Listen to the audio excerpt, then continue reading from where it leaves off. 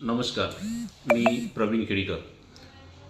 आज व्हिडिओ बनवण्यामागचं कारण असं की मागील महिन्यात भारतीय स्टेट बँकेचे ग्राहक सेवा केंद्र संचालक व तसेच ग्राहकांना खूप त्रास सहन करावा लागला। कारण होता की सर्व्हर तर होताच, त्यासोबत एक नवीन असे बदल घडून आला। तो म्हणजे भारतीय स्टेट बँकेच्या ग्राहक सेवा केंद्रामध्ये आता GPS हा परमनंटली लावण्यात आलेला आहे आणि त्या GPS मुळे एक महिना खूप त्रास सहन करावा लागला।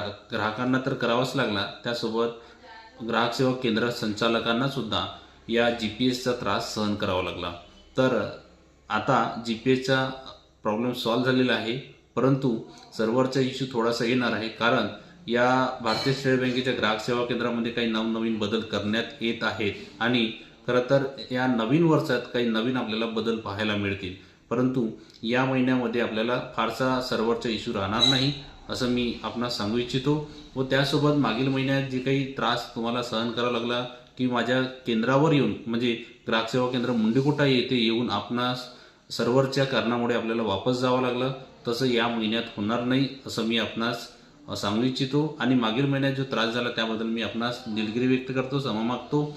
आणि या महिन्यात आपणास पूर्णपणे या भारतीय स्टेट बँकेच्या ग्राहक सेवा केंद्राचा आपल्यास लाभ मिळणार असं मी आशा करतो। आणि खरं तर या ग्राहक सेवा केंद्रामधून आपल्याला खूप काही सर्व्हिसेस मिळणार आहेत असं मी आपणास सांगू इच्छितो।